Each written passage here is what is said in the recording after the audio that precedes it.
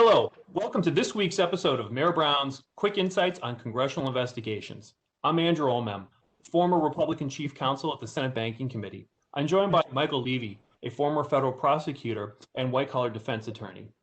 Each week, we answer a new question about congressional investigations relevant to in-house counsel and government affairs executives.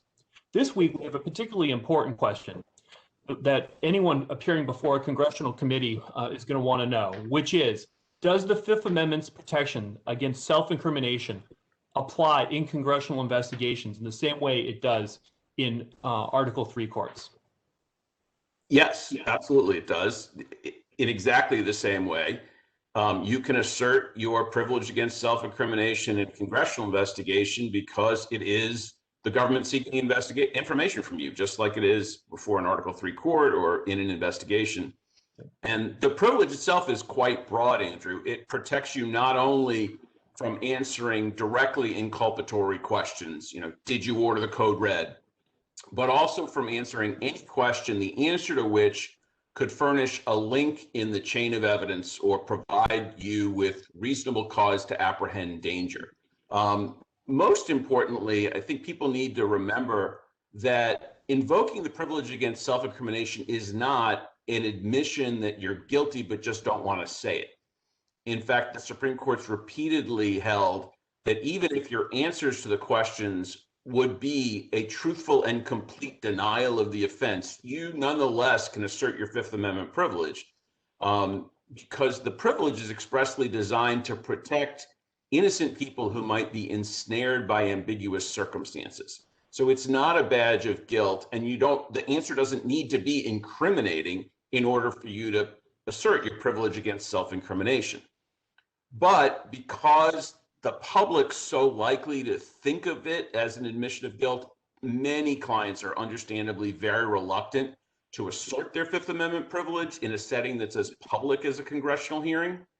But there are times, if there's an aggressive ongoing criminal investigation, for example, where the risks of testifying at that point publicly are just too great, and the right thing can be to assert the privilege. It's very strategic, and it's a difficult decision that you have to make in consultation with counsel.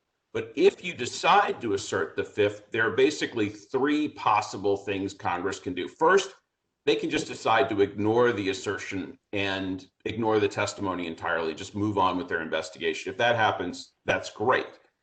But the second option is that the committee can subpoena the witness to testify even though they're going to assert the Fifth, because the Fifth Amendment does not provide the witness with a right not to appear, but rather a right to decline to answer questions.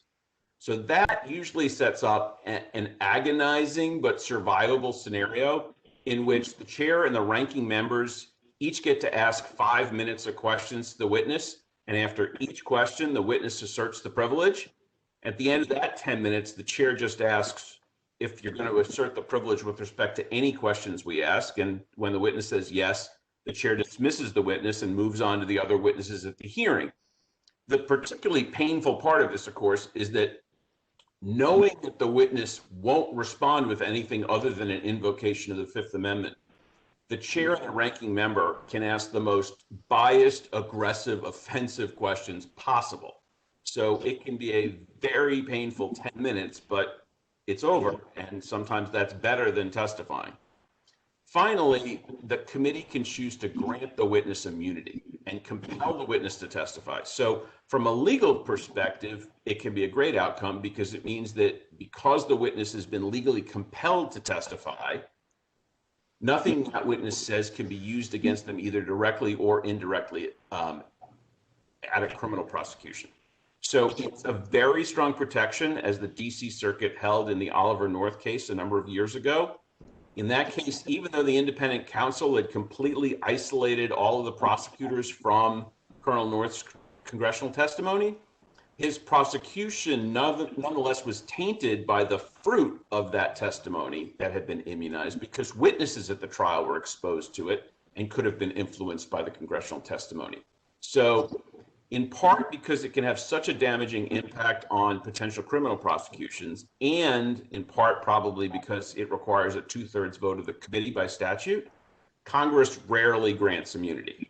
So yes, you certainly have a right to assert your Fifth Amendment privilege against self-incrimination. And in certain circumstances, it's the right call. It's just a very difficult and strategic discussion you have to have with your client. Yeah, I think that's right, Michael. And also, invoking it also gives up what's oftentimes one of the best outcomes is getting up in front of at least the staff and explaining your viewpoint. You've got a good story to tell, and even if you get called to participate in a hearing, even publicly getting up and explaining what happened or the issue that members are doing the investigation about, oftentimes is the best way to protect yourself. Kind of like an offense is the best defense there. The second point too is also, as you bring up at the end about granting immunity, this is an area where if it happens, and it rarely happens, but in those situations where Congress is very interested in getting the testimony of a particular witness, that they'll grant immunity, that usually means it's something that the executive branch is also very interested in as well. And so suddenly you can find yourself caught in a battle, a separation of powers battle between Congress and the executive branch. Clearly, the executive branch is not going to want to have that immunity granted in many cases because of fear of the impact it could have on a prosecution it wants to undertake.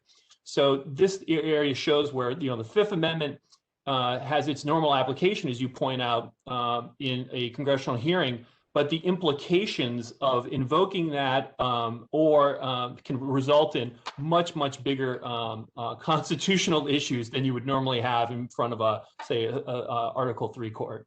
And one of the things as a defense lawyer that I think you can try to do in those situations is use that tension between the legislative and executive branches to try to advance your client's interest, whatever that interest may be, as much as possible.